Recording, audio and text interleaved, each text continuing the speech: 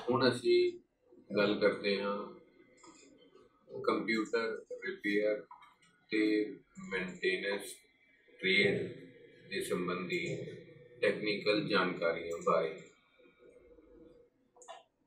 Computer नूं basically दो वड्डे हिस्सिਆਂ ਵਿੱਚ ਵੰਡਿਆ जा सकता है, हार्डवेयर ਅਤੇ सॉफ्टवेयर। कंप्यूटर ਦੇ ਉਹ ਪਾਰਟਸ ਜਿਨ੍ਹਾਂ ਨੂੰ ਅਸੀਂ ਦੇਖ ਸਕਦੇ ਹਾਂ ਅਤੇ छू के महसूस कर सकते हैं, वो सारी भौतिक चीज़ां ਜਿਹੜੀਆਂ कंप्यूटर ਵਿੱਚ ਲੱਗੀਆਂ ਹੋਈਆਂ ਹੁੰਦੀਆਂ ਹਨ ਉਹਨਾਂ ਨੂੰ ਹਾਰਡਵੇਅਰ ਕਿਹਾ ਜਾਂਦਾ ਹੈ। ਜਿਵੇਂ ਕਿ ਕੰਪਿਊਟਰ ਦੀ ਕੈਬਨਿਟ, ਉਹਦੇ ਵਿੱਚ ਲੱਗੇ ਹੋਏ ਅਲੱਗ-ਅਲੱਗ module, keyboard, mouse, monitor, printer, ये सारी चीज़ां हार्डवेयर के तहत जानी जांदियां।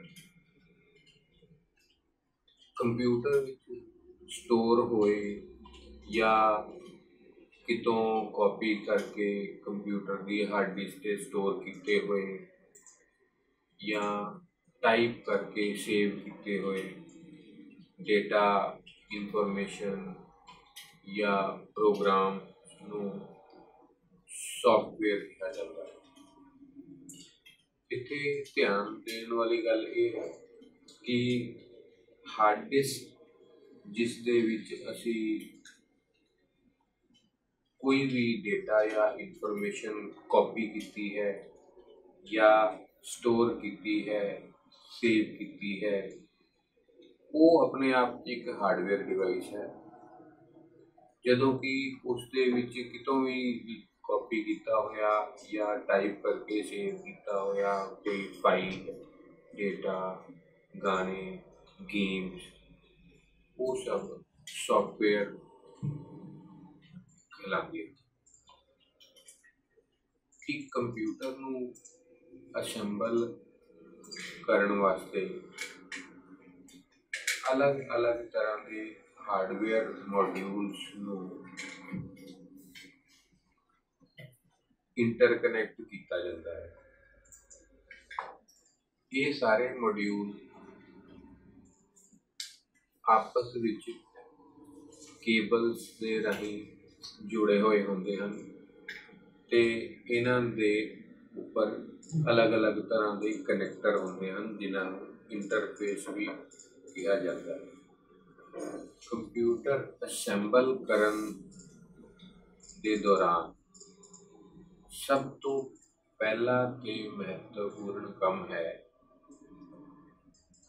कंप्यूटर किस तरह का होवे, उसकी हार्डवेयर कन्फिगरेशन की होवे, उसनूं प्लान करना। इस प्लानिंग दे विच सब तो महत्वपूर्ण कंपोनेंट है उस कंप्यूटर विच लग्या होया माइक्रो प्रोसैसर। बाकी सारी चीज़ां माइक्रो प्रोसैसर की सूटेबिलिटी के हिसाब नाल चुनिया जांदियां हन। कंप्यूटर की कुल कीमत नूं डिसाइड करन दे विच भी माइक्रो प्रोसैसर के चुनाव का बहुत वड्डा हथ हुंदा है, बड़ा हिस्सा हुंदा है। इत्थे सब तो अच्छी सलाह ये होगी कि माइक्रो प्रोसैसर का चुनाव करते समय असी मार्केट में चल रही करंट कन्फिगरेशन दे जिन्ना हो सके नेड़े रह सकिए, क्योंकि कंप्यूटर के खेतर विच बहुत जल्दी बदलाव होंदे हैं। हर 6 महीने या साल दे विच तुहानूं एक नवा मॉडल या उसी माइक्रो प्रोसैसर का अगला वर्जन मिल सकता है। तो जे अज दे तरीक विच तुसी ਪੁਰਾਣੀ ਕਨਫੀਗਰੇਸ਼ਨ ਪਲਾਨ ਕਰੋਗੇ ਤਾਂ ਤੁਹਾਡਾ ਕੰਪਿਊਟਰ ਬਹੁਤ ਜਲਦੀ ਆਬਸੋਲੀਟ ਹੋ ਜਾਵੇਗਾ। ਮਾਈਕਰੋ ਪ੍ਰੋਸੈਸਰ ਦੇ ਚੁਣਾਵ ਤੋਂ ਬਾਅਦ ਬਾਕੀ ਹਿੱਸੇ ਜਿਵੇਂ ਕਿ motherboard, RAM, hard disk, CD ਜਾਂ DVD ਡਰਾਈਵ ਜਿਸ ਦੀ ਵੀ ਜ਼ਰੂਰਤ ਹੋਵੇ, ਬਾਹਰੋਂ ਲੱਗਣ ਵਾਲੇ ਡਿਵਾਈਸ ਜਿਵੇਂ ਕਿ ਕੀਬੋਰਡ, ਮਾਊਸ ਤੇ ਮੋਨੀਟਰ ਦਾ ਸਿਲੈਕਸ਼ਨ ਕੀਤਾ ਜਾਂਦਾ ਹੈ। ਇਹ ਸਾਰੇ ਡਿਵਾਈਸ ਆਪਸ ਦੇ ਵਿੱਚ ਜੁੜਨ ਲੱਗਿਆਂ ਅਲੱਗ-ਅਲੱਗ ਤਰ੍ਹਾਂ ਦੇ ਕਨੈਕਟਰ ਵਾਲੇ ਹੁੰਦੇ ਹਨ, ਜਿਨ੍ਹਾਂ ਨੂੰ ਇੰਟਰਫੇਸ ਵੀ ਕਿਹਾ ਜਾਂਦਾ ਹੈ।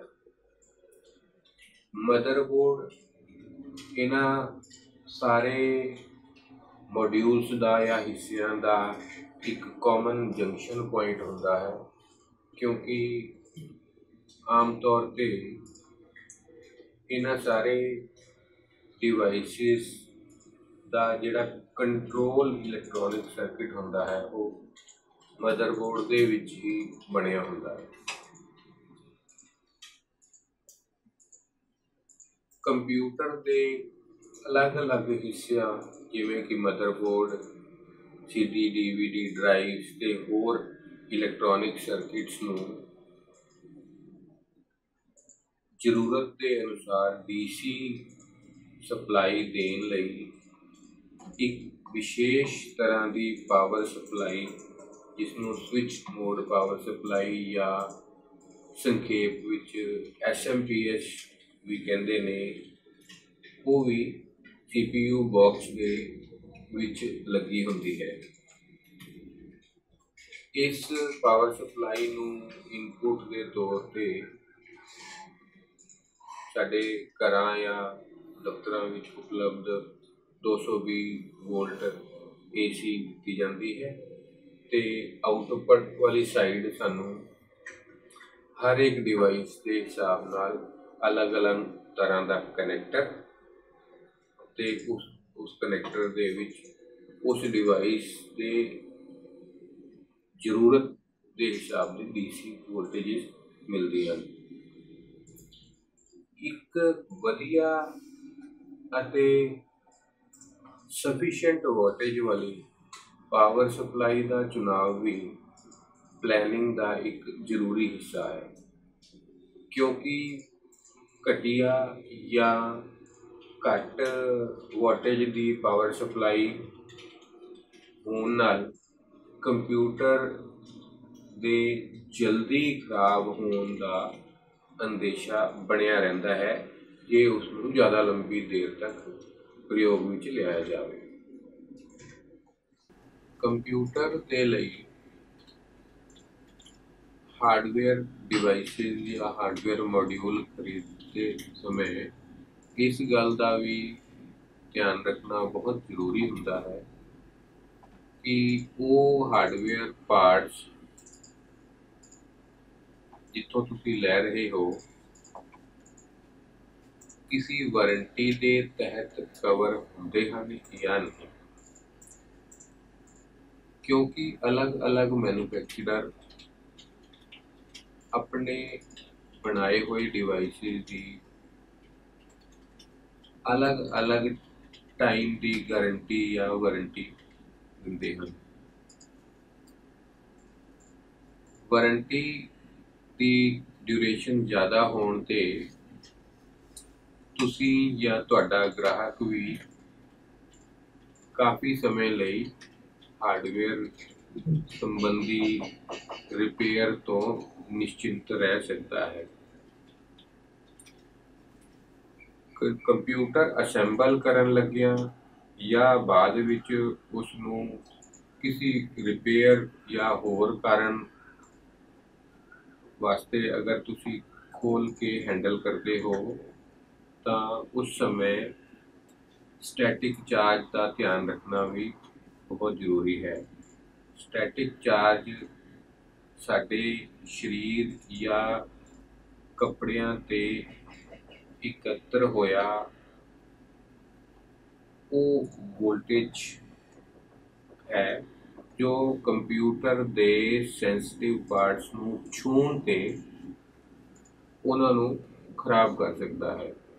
ਇਸ ਲਈ ਵਿਸ਼ੇਸ਼ ਤਰ੍ਹਾਂ ਦੇ ਐਂਟੀ ਸਟੈਟਿਕ ਵਰਕ ਬੈਂਚ ਜਾਂ ਜੇ ਸਸਤਾ ਸੋਲੂਸ਼ਨ ਚਾਹੀਦਾ ਹੋਵੇ ਤਾਂ ਐਂਟੀ ਸਟੈਟਿਕ ਰਿਸਟ ਬੈਂਡ ਆਉਂਦੇ ਹਨ, ਜਿਨ੍ਹਾਂ ਨੂੰ ਅਸੀਂ ਆਪਣੇ ਹੱਥ 'ਤੇ ਚੜਾ ਕੇ ਕੰਮ ਕਰਾਂਗੇ ਤਾਂ ਸਟੈਟਿਕ ਚਾਰਜ ਦਾ ਖਤਰਾ ਕਾਫੀ ਘੱਟ ਜਾਂ ਨਾ ਦੇ ਬਰਾਬਰ ਹੋਵੇਗਾ। ਜਦੋਂ ਤੁਸੀਂ ਕੰਪਿਊਟਰ ਅਸੈਂਬਲ ਕਰ ਲਵੋ ਜਾਂ ਉਹ ਪਹਿਲੇ ਤੋਂ ਅਸੈਂਬਲ ਹੋਵੇ ਤਾਂ ਵੀ ਉਸ ਨੂੰ ਕੁਝ ਪੈਰਾਮੀਟਰਸ ਲਈ ਕਨਫਿਗਰ ਕਰਨਾ ਪੈਂਦਾ ਹੈ। ਜਿਵੇਂ ਅਸੀਂ ਇੱਕ ਨਵਾਂ ਮੋਬਾਈਲ ਲੈ ਕੇ ਉਸ ਦੇ ਸੈਟਿੰਗ ਸੈਕਸ਼ਨ ਵਿੱਚ ਜਾ ਕੇ ਉਸ ਨੂੰ ਰਿੰਗਟੋਨ ਜਾਂ ਹੋਰ ਕਈ ਪੈਰਾਮੀਟਰਸ ਵਾਸਤੇ ਆਪਣੇ ਅਨੁਸਾਰ ਸੈਟਿੰਗ ਕਰਦੇ ਹਨ। ਇਸੇ ਤਰ੍ਹਾਂ ਕੰਪਿਊਟਰ ਦੇ ਮਦਰਬੋਰਡ ਤੇ ਲੱਗੀ ਹੋਈ ਰੀਡ ਓਨਲੀ ਮੈਮਰੀ ਜਾਂ ਰੋਮ ਦੇ ਵਿੱਚ ਇੱਕ ਛੋਟਾ ਜਿਹਾ ਯੂਟਿਲਿਟੀ ਸੌਫਟਵੇਅਰ ਕੰਪਿਊਟਰ ਦੇ ਮਦਰਬੋਰਡ ਮੈਨੂਫੈਕਚਰਰ ਦੁਆਰਾ ਹੀ ਸਟੋਰ ਕੀਤਾ ਹੁੰਦਾ ਹੈ, ਜਿਸ ਨੂੰ ਐਕਟੀਵੇਟ ਕਰਕੇ ਅਸੀਂ ਕੰਪਿਊਟਰ ਦੇ ਮਦਰਬੋਰਡ ਨੂੰ ਆਪਣੇ ਅਨੁਸਾਰ ਸੈਟਿੰਗਸ ਕਰ ਸਕਦੇ ਹਾਂ। ਇਹਨਾਂ ਵਿੱਚੋਂ ਕੁਝ ਸੈਟਿੰਗਸ ਹਨ, ਜਿਵੇਂ ਕਿ ਡੇਟ ਜਾਂ ਟਾਈਮ ਦੀ ਸੈਟਿੰਗ ਕਰਨਾ, ਕੰਪਿਊਟਰ ਦੇ ਵਿੱਚ ਲੱਗੀ ਹੋਈ ਸਟੋਰੇਜ ਡਿਵਾਈਸਿਸ ਜਿਵੇਂ ਕਿ ਹਾਰਡ ਡਿਸਕ, CD ਡਰਾਈਵ ਜਾਂ DVD ਡਰਾਈਵ ਦੀ ਸੈਟਿੰਗ ਕਰਨਾ, ਕੰਪਿਊਟਰ ਔਨ ਹੁੰਦੇ ਹੀ ਪਾਸਵਰਡ ਪੁੱਛੇ ਜਾਂ ਨਾ ਪੁੱਛੇ ਇਸ ਚੀਜ਼ ਦਾ ਚੁਣਾਵ ਕਰਨਾ ਤੇ ਕੁਝ ਹੋਰ ਇਸ ਤਰ੍ਹਾਂ ਦੀਆਂ ਸੈਟਿੰਗਸ। ਇਹ ਸਾਰੀ ਸੈਟਿੰਗਸ ਜੇ ਤੁਸੀਂ ਕਰ ਲਓ ਤਾਂ ਉਸ ਤੋਂ ਬਾਅਦ ਆਉਂਦਾ ਹੈ ਕੰਪਿਊਟਰ ਦੇ ਵਿੱਚ ਯੂਜ਼ਰ ਦੀ ਜ਼ਰੂਰਤ ਦੇ ਅਨੁਸਾਰ ਆਪਰੇਟਿੰਗ ਸਿਸਟਮ ਇੰਸਟਾਲ ਕਰਨਾ। ਆਪਰੇਟਿੰਗ ਸਿਸਟਮ ਕਈ ਤਰ੍ਹਾਂ ਦੇ ਹੋ ਸਕਦੇ ਹਨ। ਮਾਈਕਰੋਸਾਫਟ ਦੇ ਕੰਪਨੀ ਦੇ ਆਪਰੇਟਿੰਗ ਸਿਸਟਮ ਦੀ ਗੱਲ ਕਰੀਏ ਤਾਂ ਅੱਜ ਦੇ ਸਮੇਂ ਦੇ ਅਨੁਸਾਰ ਵਿੰਡੋਜ਼ 7, ਵਿੰਡੋਜ਼ 8 ਜਾਂ ਥੋੜ੍ਹਾ ਹੋਰ ਪੁਰਾਣੀ ਗੱਲ ਕਰੀਏ ਤਾਂ ਵਿੰਡੋਜ਼ HP ਵੀ ਹੋ ਸਕਦਾ ਸੀ। ਇਸ ਤੋਂ ਇਲਾਵਾ ਹੋਰ ਕਈ ਕੰਪਨੀ ਦੇ ਆਪਰੇਟਿੰਗ ਸਿਸਟਮ ਵੀ ਉਪਲਬਧ ਹਨ। ਜਿਸ ਤਰ੍ਹਾਂ ਦੀ ਯੂਜ਼ਰ ਦੀ ਜ਼ਰੂਰਤ ਹੋਵੇ ਜਾਂ ਜੋ ਉਸ ਦੇ ਦੁਆਰਾ ਬਾਅਦ ਵਿੱਚ ਚਲਾਏ ਜਾਣ ਵਾਲੇ ਐਪਲੀਕੇਸ਼ਨ ਸੌਫਟਵੇਅਰ ਦੀ ਜ਼ਰੂਰਤ ਹੋਵੇ, ਉਸ ਅਨੁਸਾਰ ਆਪਰੇਟਿੰਗ ਸਿਸਟਮ ਇੰਸਟਾਲ ਕਰ ਲਿੱਤਾ ਜਾਂਦਾ ਹੈ। ਕੋਈ ਵੀ ਆਪਰੇਟਿੰਗ ਸਿਸਟਮ ਇੰਸਟਾਲ ਕਰਨ ਲੱਗਿਆਂ ਉਸ ਦਾ ਯੂਜ਼ਰ ਮੈਨੂਅਲ ਜਾਂ ਇੰਸਟਰਕਸ਼ਨ ਗਾਈਡ ਜੋ ਕਿ ਆਪਰੇਟਿੰਗ ਸਿਸਟਮ ਖਰੀਦਣ ਵੇਲੇ ਮਿਲੀ ਸੀ, ਉਹ ਬਹੁਤ ਸਹਾਇਕ ਹੁੰਦੀ ਹੈ। ਇਹ ਯੂਜ਼ਰ ਮੈਨੂਅਲ ਪੜ੍ਹ ਕੇ ਤੁਸੀਂ ਆਪਰੇਟਿੰਗ ਸਿਸਟਮ ਕਿਵੇਂ ਇੰਸਟਾਲ ਕਰਨਾ ਹੈ, ਭਾਵ ਉਹਦੇ ਇੰਸਟਾਲੇਸ਼ਨ ਦੇ ਸਟੈਪਸ ਕੀ ਹਨ, ਉਹ ਪਤਾ ਚੱਲ ਜਾਂਦੇ ਹਨ। ਹਾਲਾਂਕਿ ਜ਼ਿਆਦਾਤਰ ਆਪਰੇਟਿੰਗ ਸਿਸਟਮ ਬਹੁਤ ਹੀ ਯੂਜ਼ਰ ਫਰੈਂਡਲੀ ਹੁੰਦੇ ਹਨ। ਉਹਨਾਂ ਨੂੰ ਸਟਾਰਟ ਕਰਨ ਤੋਂ ਬਾਅਦ ਸਕਰੀਨ ਤੇ ਹੀ ਤੁਹਾਨੂੰ ਅਗਲੇ ਸਟੈਪਸ ਦੇ ਚੁਣਾਵ ਬਾਰੇ ਹੈਲਪ ਤੇ ਇੰਸਟਰਕਸ਼ਨਸ ਮਿਲਦੀਆਂ ਰਹਿੰਦੀਆਂ। ਇੱਥੇ ਇੱਕ ਕਾਨੂੰਨੀ ਤੌਰ ਤੇ ਸੁਰੱਖਿਅਤ ਰਹਿਣ ਲਈ ਸਲਾਹ ਹੈ ਕਿ ਕਦੇ ਵੀ गैर कानूनी तरीके नाल कॉपी कीते हुए या डाउनलोड कीते हुए सॉफ्टवेयर्स का प्रयोग ना किया जाए। ज़्यादातर सॉफ्टवेयर्स उन्हां दे प्रोग्रामर्स या कंपनी तो कॉपीराइट एक्ट के अधीन सुरक्षित होंदे हैं ते उन्हां नूं बिना उन्हां दे ओनर की परमिशन तो कॉपी करना, कॉपी करके किसी नूं देना, इंस्टॉल करना, ये सब पायरेसी कहलाता है ते कानूनी तौर पे गलत है। तुसी खुद भी ते अपने ग्राहकां नूं भी ये सलाह दो कि वो लाइसेंस्ड सॉफ्टवेयर्स का ही प्रयोग करन। एक कंप्यूटर जदों खराब या ठीक तरह फंक्शन ना करन की हालत दे विच तुहाडे कोल रिपेयर लई आंदा है तां उस दे विच दो तरह के फॉल्ट हो सकते हैं। एक ऐसे फॉल्ट जो किसी हार्डवेयर डिवाइस के खराब होने के कारण हुए हैं या कुछ ऐसी दिक्कत जो उस दे विच इंस्टॉल किए हुए या कॉपी किए हुए सॉफ्टवेयर की किसी खराबी के कारण हो। ज़्यादातर करके सॉफ्टवेयर संबंधी फॉल्ट उस सॉफ्टवेयर के दोबारा इंस्टॉल कर दिते जान नाल हल हो जाते हैं, जबकि हार्डवेयर संबंधी फॉल्टां नूं उस पर्टिकुलर हार्डवेयर मॉड्यूल दे रिप्लेस करन या रिपेयर करन नाल ही दूर किया जा सकता है। हालांकि प्रैक्टिकली ये देखा गया है कि कंप्यूटर के खेतर विच क्योंकि बहुत सारा समान इंपोर्टेड होंदा है,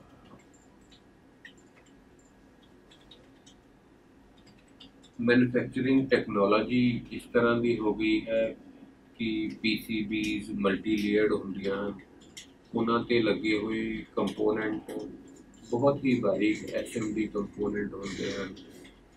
उन्हां दी उपलब्धता आम तौर पे मार्केट विच नहीं होंदी है ते इन्हां सारे कारणों करके कंप्यूटर के खेतर विच रिपेयर ज़्यादातर मॉड्यूल फॉल्टी मॉड्यूल नूं बदल देन तक ही सीमित रहिंदी है। इस प्रोग्राम के बाकी हिस्सिਆਂ ਦੇ ਵਿੱਚ ਅਸੀਂ ਇਹ ਜਾਣਨ ਦੀ ਕੋਸ਼ਿਸ਼ ਕਰਾਂਗੇ ਕਿ अगर ਤੁਹਾਡੇ ਕੋਲ ਕੋਈ खराब कंप्यूटर रिपेयर ਲਈ ਆਉਂਦਾ ਹੈ ਤਾਂ ਉਸ ਨੂੰ किस तरह ट्रबल शूट किया जा सके, ट्रबल शूट करन दे की सिस्टमैटिक तरीके हैं, इन्हां सारी चीज़ों बारे असी अगले हिस्से विच गलबात करांगे। धन्यवाद।